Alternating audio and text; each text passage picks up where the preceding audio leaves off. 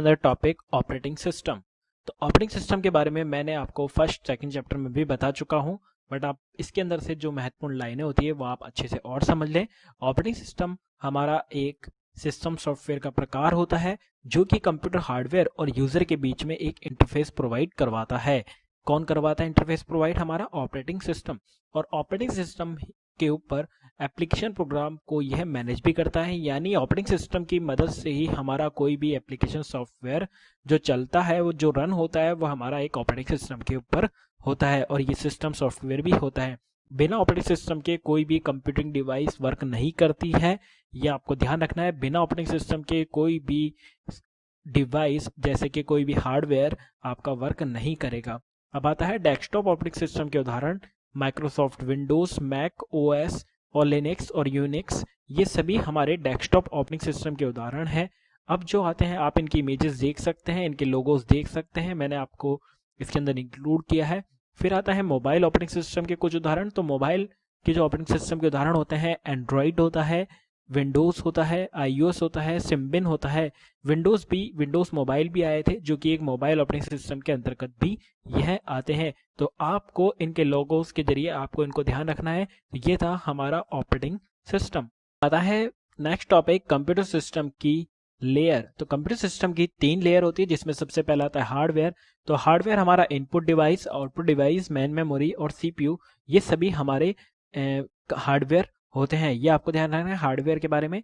Input output, keyboard, mouse, monitor, main memory, RAM, ROM, ये सभी हमारे जो होते हैं वो हमारे हार्डवेयर होते हैं। फिर आता है सेकंड सिस्टम सॉफ्टवेयर। इसमें process management, memory management, input output control management, file management, सभी तरह के वर्क ये हमारा करता है जो कि सिस्टम सॉफ्टवेयर के अंदर आते हैं। फिर आता है एप्लीकेशन सॉफ्टवेयर। तो ये यूजर की जरूरतों के उपयोग में लाया जाता है, मतलब जिस यूजर को जो भी नीड है उस हिसाब से ये अपने सिस्टम के अंदर अपनी एप्लीकेशन को डाउनलोड करता है। तो ये हमारी कंप्यूटर सिस्टम की 3 लेयर है, हार्डवेयर, सिस्टम सॉफ्टवेयर और एप्लीकेशन सॉफ्टवेयर। आपको इसमें ये देखना है कि कंप्यूटर की लेयर जो होती है वह कितनी होती है और ये कौन कौन सी होती है। चलिए देख, टॉपिक आता है ग्राफिकल यूजर इंटरफेस। तो ग्राफिकल यूजर इंटरफेस बहुत इंपॉर्टेंट है। इसके अंदर आपको इसके फुल फॉर्म को याद रखना है और ये समझना है कि यूजर को ग्राफिक आइकन का प्रयोग करके अगर कोई भी सॉफ्टवेयर को वो आसानी से स्टार्ट कर सकता है, इंटरेक्ट कर सकता है, वह सभी हमारे ग्राफिकल यूजर इंटरफेस के अंतर्गत आते हैं। अब इसके अंदर आपको विंडोज के वर्जन, लिनक्स और यूनिक्स, ये सभी हमारे ग्राफिकल यूजर इंटरफेस होते हैं। आपको इसकी इमेज देख सकते हैं, ये फोटोशॉप का आइकन है, विंडोज का आइकन है, जिनको आपको खाली क्लिक करना पड़ता है और इसका जो भी सॉफ्टवेयर होता है वह स्टार्ट हो जाता है। फिर बात करते हैं विंडोज 10 में पर्सनल कंप्यूटर का एक नवीनतम वर्जन है, मतलब विंडोज 10 का जो एक लेटेस्ट वर्जन है जो कि माइक्रोसॉफ्ट ने डेवलप किया है और इसकी जो लॉन्चिंग जो डेट है वह 29 जुलाई 2015 को रिलीज किया गया है। ये यानी 29 जुलाई 2015 को ये रिलीज किया गया है विंडोज 10। फिर बात करते हैं, आप और भी आइकन देख सकते हैं, ये जैसे ये आइकन्स भी हैं जो कि आपको इंडिकेट करते हैं ताकि आप इनको समझ कर, जैसे अब टेलीफोन का जो आइकन है उस पर आप देख सकते हैं ये हमारी कॉलिंग वगैरह के काम में आता है। टेक्स्ट मैसेज का जो आइकन होता है हम उसको मैसेज वगैरह के काम में आते हैं। तो ये ग्राफिकल यूजर इंटरफेस जो कि आपको एक तरीके से इमेज शो कराकर आपको पहले ही अवगत करा देता है कि आप क्या चलाने जा रहे हैं। फिर उसके बारे में बात करते हैं, नया बहुत इंपॉर्टेंट है, माइक्रोसॉफ्ट विंडोज के पुराने जो वर्जन है वो है विंडोज, अभी जो लेटेस्ट है विंडोज 10 है, उससे पहले Windows 8, 8.1, Windows 7, Windows Vista, Windows XP, ये सभी जो है आप देख रहे हैं ये सभी हमारे माइक्रोसॉफ्ट विंडोज के वर्जन हैं। आपको इनको देख लेना है क्योंकि ये को आपको आने। फ्रेंड्स, अब आता है विंडोज 10 के बारे में। जो विंडोज 10 के अंदर फीचर्स ऐड किए गए हैं उनको हम बारी बारी करके समझेंगे, जिसमें कि सबसे पहला आता है कंप्यूटर को बूट करना। क्या होता है आप इमेज में देख सकते हैं, कंप्यूटर को शुरू करना और स्टार्ट करने को ही हम बूटिंग कहलाते हैं। आप इमेज में देख सकते हैं, आप यहाँ से स्टार्ट मेन्यू पर जाकर आप अपने कंप्यूटर को शट डाउन और रीस्टार्ट वगैरह आप जो करते हैं उसको हम कहते हैं कंप्यूटर को बूट करना। फिर आता है सेकंड पॉइंट, डेस्कटॉप एरिया। तो कंप्यूटर में जब भी हम कंप्यूटर को स्टार्ट करते हैं सबसे पहले जो हमारे को शो होता है उसे हम डेस्कटॉप एरिया कहते हैं, जिसके ऊपर हमारे आइकन्स वगैरह मौजूद रहते हैं। आप इसकी इमेज देख सकते हैं जिसके अंदर काफी सारे आइकन्स हैं। तो और जो लाल कलर की जो आपको स्क्रीन दिख रही है जिसको हम कहते हैं डेस्कटॉप एरिया। अब आता है टास्क बार के बारे में। यूजर इंटरफेस की स्क्रीन के नीचे की ओर दिखाई देने वाली बार को हम टास्क बार कहते हैं, जिसके ऊपर आप अपने कंप्यूटर में जो भी वर्क आप कर रहे होंगे वो सभी को यह है होल्ड करके पिन करके रखता है। आप इमेज में देख सकते हैं सबसे कंप्यूटर के नीचे वाली बार, जिसके ऊपर टाइम वगैरह भी शो होता है, इसे हम टास्क बार बोलते हैं। फिर बात करते हैं आइकन की, तो आप आइकन का डायग्राम देख सकते हैं जो हमने शो करा है। ये सभी हमारे एक छोटी पिक्चर की तरह आइकन होते हैं, जिसको आप खाली आपको क्लिक कर कर आप इसको लॉन्च कर सकते हैं। तो ये एक छोटी पिक्चर जो एक प्रोग्राम और फोल्डर अथवा प्रोग्राम फंक्शन का प्रतिनिधित्व करती है, रिप्रेजेंट करती है, उसको हम आइकन बोलते हैं।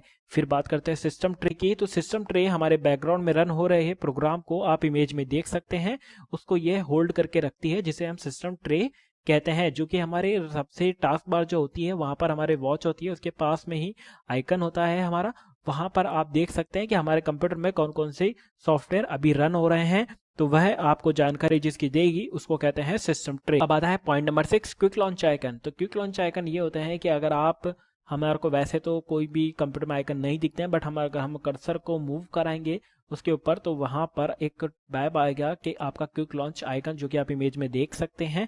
तो ये हमारा क्विक लॉन्च आइकन होता है। शॉर्टकट आइकन हमारा वो होता है जो किसी भी सॉफ्टवेयर को रिप्रेजेंट करता है, तो वह है हमारा क्या होता है, शॉर्टकट आइकन, जिसको भी आप अपनी इमेज में देख सकते हैं।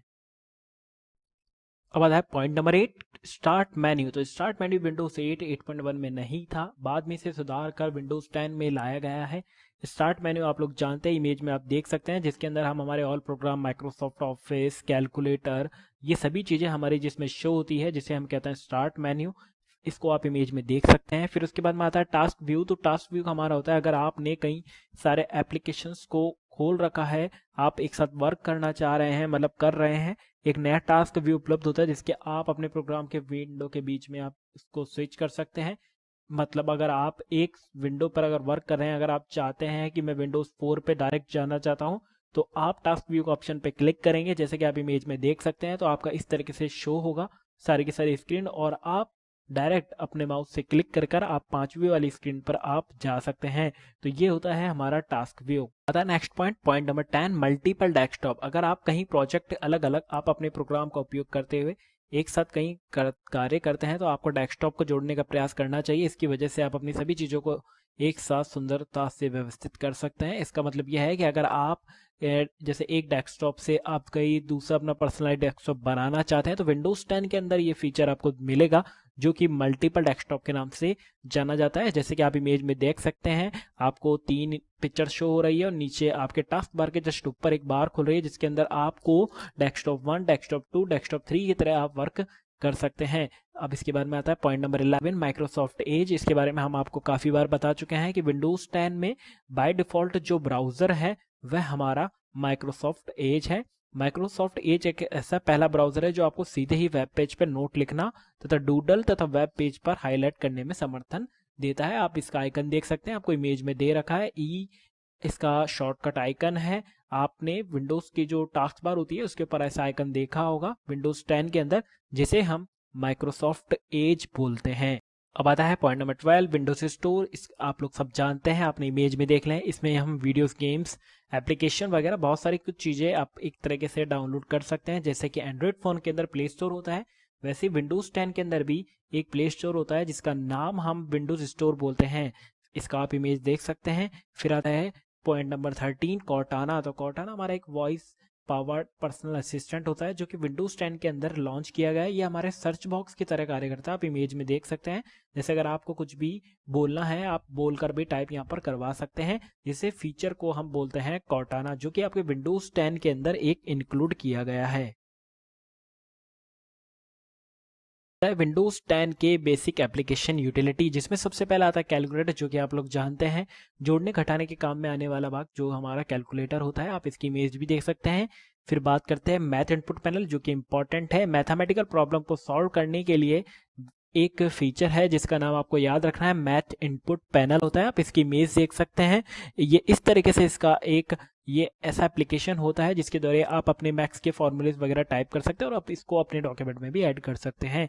फिर बात करते हैं स्निपिंग टूल की। तो स्निपिंग टूल हमारी स्क्रीन पर किसी भी ऑपरेट को स्क्रीनशॉट व स्क्रीन कैप्चर को कर सकता है। मतलब अगर आप कोई भी वर्क कर रहे हैं, अगर आप चाहते हैं उसका हमें उसको स्क्रीनशॉट चाहिए, स्नीप चाहिए, तो आप वो स्निपिंग टूल की हेल्प से आप इसे यूज में ले सकते हैं। जो कि इसके स्निपिंग टूल के जो टाइप्स हैं, फ्री फॉर्म स्नीप होता है, रेक्टेंगुलर शेप में होता है, विंडोज में होता है, फुल स्क्रीन स्नीप में होता है। तो ये थे हमारा snipping tool.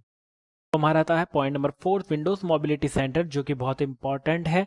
Windows Mobility centre एक ऐसा सेंटर होता है जिसके अंदर आप अपने कंप्यूटर की आवाज़, वायरलेस नेटवर्क कनेक्शन, डिस्प्ले की ब्राइटनेस आदि को एक्सेस कर सकते हैं। आप इमेज में देख सकते हैं ये सभी जो आपको चीज़ें दिख रही है, आप वो सभी इसके अंदर अपने कंप्यूटर के अंदर सेटिंग कर सकते हैं, जिसे हम कहता है Windows Mobility Center.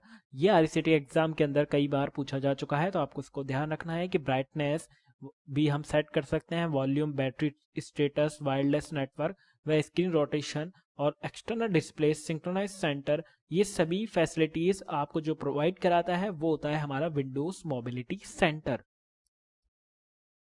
Point number 5, paint. तो पेंट के बारे में हम लोग जानते हैं, ये ड्राइंग करने के काम में आता है। आप इसकी इमेज देख सकते हैं जिसके अंदर आप ड्राइंग को बना सकते हैं और डिजिटल पिक्चर को भी मैनेज कर सकते हैं। फिर आता है पॉइंट नंबर 6, सिस्टम टूल की मदद से आप अनावश्यक फाइल को डिलीट कर सकते हैं। डिस्क डीफ्रैगमेंटर की परफॉर्मेंस को भी इससे बढ़ाया जा सकता है। आप इमेज में देख सकते हैं डीफ्रैगमेंटर हमारी बेकार की फाइलों को हटाने के काम में आता है। तो आपको ध्यान रखना है कि सिस्टम टूल का वर्क क्या होता है। अब आता है next, directory structure and path. बहुत इंपॉर्टेंट है, बहुत इंपॉर्टेंट है ये टॉपिक। इसमें आपको एक URL दे रखा है dfm-tutorial-holiday.bmp। हम तो इसको एक एक के बारे में समझ लेते हैं। सबसे पहला आता है डी। तो डी हमारा होता है ड्राइव का नेम। जैसे कि हमारे कंप्यूटर में जब भी हम माई कंप्यूटर ओपन करते हैं तो उसके अंदर C drive, D drive, E drive होती है, जिसको हम जो पहले हमारे स्टार्टिंग का जो होता है हम उसको ड्राइव का नाम बोलते हैं। फिर आता है हमारा सेकंड FM। तो FM हमारा ड्राइव D के अंदर जो सबसे पहला जो फोल्डर होता है उसको हम टॉप लेवल फोल्डर बोलते हैं। फिर बात करते हैं ट्यूटोरियल की, थर्ड पॉइंट। तो ट्यूटोरियल सब फोल्डर होता है जो भी हमारा टॉप लेवल फोल्डर के अंदर अगर एक और फोल्डर हम बना देते हैं जिसे हम सब फोल्डर बोलते हैं। फिर आता है पॉइंट नंबर 4, holiday.bmp। तो ये यहाँ पर आपको कैसे पहचानेंगे कि ये आपका एक फाइल का एक्सटेंशन है। तो यहाँ पर आपको .bmp लिखा गया है, जिससे आप पहचान सकते हैं ये हमारी एक फाइल का पाथ है। तो मैंने आपको रिसाइकल बीन। तो रिसाइकल बीन के बारे में हम जानते हैं, हम हमारे कंप्यूटर में कोई भी चीज़ को अगर डिलीट कर देते हैं तो वह स्टोर हमारे रिसाइकल बीन में हो जाती है, जिसे हम वहाँ से अगर हम डिलीट करेंगे तो वह फाइल परमानेंटली वहाँ से डिलीट हो जाती है। आपको रिसाइकल बीन ध्यान रखना है, फोल्डर से जो डिलीट करें फाइलों को स्टोर करके रखता है। और ये भी ध्यान रखना है अगर हमारे को रिसाइकल बीन में अगर फाइल को नहीं भेजना है, हमें डायरेक्ट डाउनलोड मतलब डायरेक्ट को फाइल को डिलीट करना है, परमानेंटली रिसाइकल बीन में नहीं जानी चाहिए, तो हम शिफ्ट के साथ में डायल बटन को प्रेस करते हैं। फिर आता है एंटीवायरस। तो एंटीवायरस के नाम है नॉर्टन है, अवेरा है, क्विकहेल है, कैस्परस्काई है, और ये हमारे सभी एंटीवायरस होते हैं। और विंडोज 10 के अंदर जो बिल्ट इन एंटीवायरस है विंडोज डिफेंडर है। मैंने इनकी इमेजेस आपको बता दी है, आप इनके आइकन से भी पहचान सकते हैं, ये हमारे एंटीवायरस होते हैं।